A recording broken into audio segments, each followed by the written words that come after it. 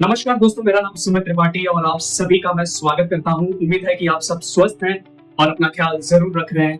आज मेरे साथ मिस्टर गोविंदा शर्मा जी हैं, जो मेरे मित्र भी हैं और एक बिजनेसमैन भी हैं, और इनका जो करियर गाइडेंस है उस पर बहुत अच्छा पकड़ है। और इसके साथ ही उन्होंने काफी इंटरनेशनल ट्रैवल भी किया है और भारत को उन्होंने रिप्रेजेंट भी किया है सार्क समिट में 2018 में। और इनके बारे में मैं क्या बताऊं, चलिए इनसे ही पूछते हैं, गोविंदा शर्मा जी से, कि आखिर इनकी जर्नी कैसी रही और हम सबकी लाइफ में ये क्या वैल्यू ऐड कर सकते हैं। तो गोविंदा शर्मा, स्वागत है आपका हमारे चैनल पर। जी बहुत अच्छा आपने इंट्रोडक्शन दिया।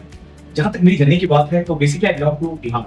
अच्छा। बिहार में डिस्ट्रिक्ट इन छपरा बहुत ही खूबसूरत जगह है, और स्पेशली हमारे first president of India doctor Rajendra Prasad ji का जो जीरादेई जो ग्राम स्थान है वो छपरा जिले के अंतर्गत में आता है। और तकरीबन मैं मुंबई में मुझे 30 साल हो गए, और मुंबई के नजदीक थाने के आसपास अंबरनाथ जगह से मैं बिलोंग करता हूँ। मेरी स्कूल की जो शिक्षा है वहीं से भी, एक हिंदी स्कूल से मेरी पढ़ाई हुई। ओके। इसके साथ साथ मेरी जो ग्रेजुएशन हुई वो एक आर्टिकल रेटर उल्लासनगर में वहाँ से कंप्लीट हुई। एंड देन एक 2 साल मैंने एक्सपीरियंस लिया वर्किंग, जिसमें आप कह सकते हैं कि ऑटोमोबाइल इंडस्ट्री होती कैसी है उसको समझने की कोशिश की। वहाँ पे एज ए सेल्स कंसल्टेंट मैं काम करता था। इसके साथ ही साथ क्लब राइट ऑफ हॉलिडे के लिए भी मैंने काम किया।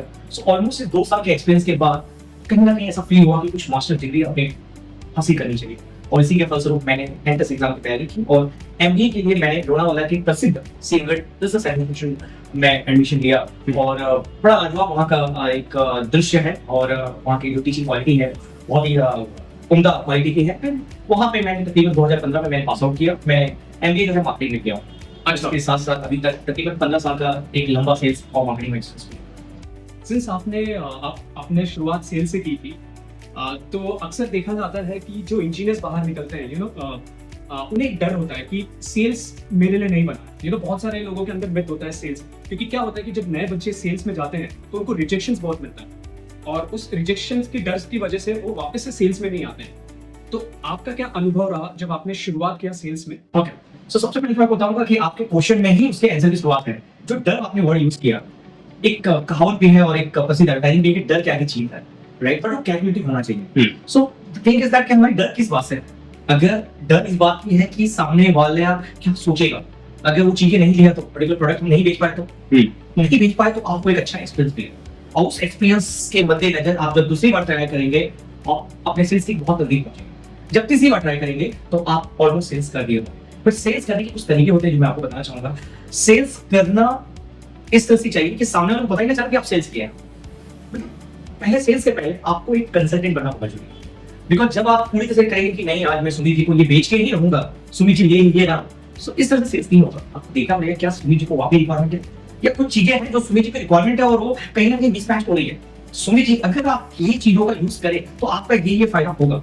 इस तरह से जब आप वार्तालाप करेंगे, इस तरह से जब आप सामने वाले कस्टमर का हेल्प करेंगे तो डिफरेंट सॉल्यूशन कि आप एक अच्छा सॉल्यूशन प्रोवाइड करें, ट्रस्ट मीन आपका सेल्स हो भी जाएगा और एक सामने वाले को ट्रस्ट फील भी होगी कि एक अच्छे व्यक्ति से मेरी जुड़ाव हुई है। सो सेल्स करने के ये तरीके होते हैं, और मेरे ख्याल से सिर्फ के बहुत सारे प्रसिद्ध बुक है, उस पे आप देख सकते हैं। I think you need to be 90% conviction what you are going to say and 10% is the communication. Don't go on that कि सर ले लीजिए बिफोर सेल्स नहीं। सेल्स अच्छा सेल्स करने के लिए आपको एक कंसल्टेंट बनना बहुत जरूरी है। आपने सही बताया, जैसे सेल्स के बारे में आपने बहुत कुछ बताया हमारे ऑडियंस को। अब एक मिथ है, लोगों को लगता है जब वो शुरुआत करते हैं अपने करियर में सेल्स में जाने से, तो उनको लगता है कि सेल्स और मार्केटिंग बहुत कॉमन है और सेल्स और मार्केटिंग एक ही है। तो गोविंदा जी, मैं आपसे समझना चाहूंगा कि आखिर इसमें डिफरेंस क्या है? बिल्कुल आपने सही क्वेश्चन किया, और मैं बताना चाहूंगा कि सेल्स जो है एक पार्ट है मार्केटिंग का। मार्केटिंग से बिल्कुल चीज, और मार्केटिंग को अगर एक कॉमन लैंग्वेज में कहना चाहे तो जो नीड्स क्रिएट करता है उसे मार्केटिंग कहते हैं। अच्छा। और जो नीड्स को फुलफिल करता है उसको सेल्स कहते हैं। So just for example marketing के कुछ एलिमेंट्स देखा जाए तो promotion is part of marketing, advertising जो होता है मार्केटिंग का पार्ट है, कूपन्स आप देते हैं ये अनेक part of the marketing, right? आप 999 999 जो प्राइसिंग करते हैं, साइकोलॉजिकल प्राइसिंग, ये भी एक पार्ट है मार्केटिंग। और सेल्स इज एक्चुअल अल्टीमेटम इन सारी एक्टिविटीज के बाद, इन सारे कैंपेन के बाद जो आपको मदद मिलती है और एक्चुअल जो आप सेल्स करते हैं तो आपने प्रोडक्ट को डिलीवर कर दिया, दैट्स काइंड ऑफ सेल्स। सो ये है एक्चुअल डिफरेंस जो आप कहना चाहिए। और इसको एक अलग तरीके से तो आपने बड़े-बड़े होर्डिंग देखे होंगे, तरीके बड़े-बड़े कलर होंगे, दैट्स अ मार्केटिंग। और अल्टीमेटम कस्टमर जब ज्वेलर्स में जा करके जब वो शॉपिंग कर रहा है और वो पैसे दे रहा है और उसके जाकर प्रोडक्ट्स को रिसीव कर दे रहा है, तो उस प्रक्रिया को कहा जाता है सेल्स। तो मार्केटिंग एक तरह से चुंबक है जिससे लोग अट्रैक्ट होते हैं, और सेल्स यानी कि एग्जीक्यूशन आप कितने अच्छे तरीके से शॉर्ट टाइम में जैसे मैंने आपको कहा, creating the needs is marketing and satisfying the needs is sales. तो आपने बखूबी समझाया कि सेल्स और मार्केटिंग होता क्या है।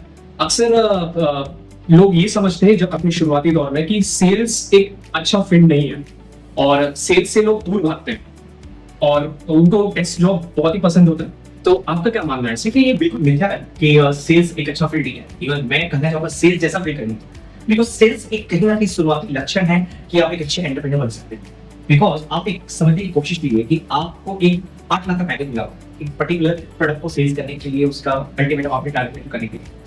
अब आप किसी ऑर्गेनाइजेशन के वो कर रहे हैं, ट्रस्ट मी, जब आप अपना खुद का बिजनेस स्टार्ट करेंगे, सो ऐसे कहा जाता है कि आपको एटलीस्ट 6x 10x आपको प्रोडक्ट देना है, फुलफिल करनी है, मतलब अपने टारगेट को अचीव करना है। सो एट आने के लिए आप एक फील कीजिए कि कहीं आप एज अ सेल्स एग्जीक्यूटिव कहीं आप काम करें या सेल्स मैनेजर काम करें। जब आप वही खुद के बिजनेस खुद के लिए करना स्टार्ट कर दें, सो अल्टीमेटली पूरा का पूरा प्रॉफिट आपका होगा। बाय अनदर दिन जो भी आपके ऑपरेटिंग कॉस्ट को निकालने के बाद, सो ये जो गुण है, ये जो स्किल्स है, ये कहीं ना कहीं सेल्स की करनी आपको आता है। वो जो कॉन्फिडेंस है किसी और के पैसे में सेल्स करके एंटरप्रेन्योर स्किल सीखना, ये सेल्स के थ्रू मिलता है।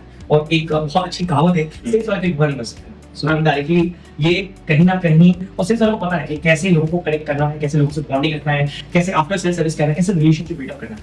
और अल्टीमेटली किसी बिजनेस के लिए सेल्स ही ऐसा फिगर है जो कहीं ना कहीं वैल्यूज को अट्रैक्ट करता है। उसके बाद बाकी सारे जो सपोर्टिंग है। सो सेल्स जो है उसको एक बहुत ही अलग तरीके से देखा जाना चाहिए। और मेरे ख्याल से आने वाले समय में आप देखेंगे कि ज्यादा से ज्यादा लोग अभी सेल्स की ओर भाव हैं, और आने वाले समय में भी बहुत सारे लोग जो है सेल्स की ओर आकर्षित होंगे और एक बहुत अच्छे करियर तैयार करके सेल्स की महत्वकांक्षा को समझेंगे। जरूर।